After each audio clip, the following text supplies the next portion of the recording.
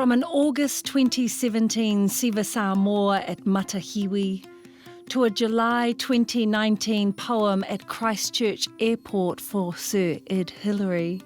The voice of poetic justice, outgoing New Zealand Poet Laureate Selina Tusitala Marsh's verse, highlighting her last 2 years travelling the world with her toko toko. You've been in this role for a couple of years now. What was that like? It's been a cyclone, hurricane, roller coaster, all wrapped up in one. So if you can imagine sitting in a roller coaster and going through a cyclone, that's what it's been like. It's been 12 countries, 35 plus cities and towns. To be able to take the laureateship and the toko toko around with me in order to spread the good word about how poetry belongs to everybody, about how poetry is a living, breathing, active thing. It's just been amazing. A poet and scholar of Samoan, Tuvaluan, Scottish and French ancestry, Marsh is an English professor at Auckland University. Earlier this year, she was recognised in the Queen's New Year's Honours, but there have been many more highlights. What is the highlight of your reign? What was the highlight? Oh, so many.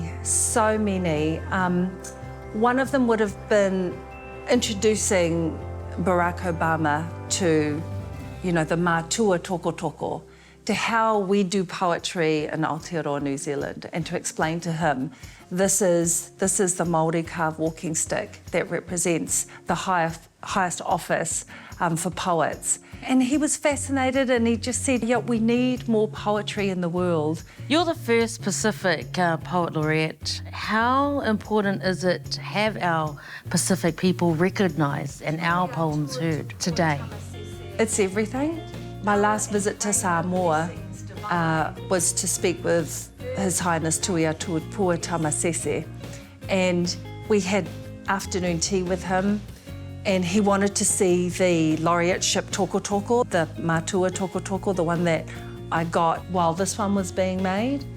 And he just said, it's so proud of you. He said, we need to celebrate our own people, our own artists, our own poets, because if we don't celebrate them, then who will, And so when I told him about the walking stick that was being carved, he said, well, of course, Samoans have the to'o, and it's incomplete on its own because we have the tula whale, or the talking chief's fuwe, the ritualistic fly whisk.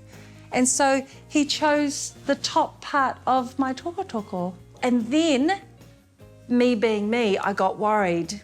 And I said to him, oh, hang on, I'm not a tula whale.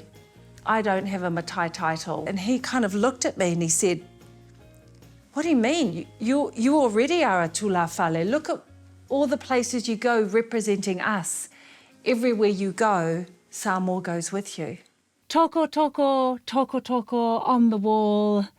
Who's the fairest poet of them all? Not me. I'm brown.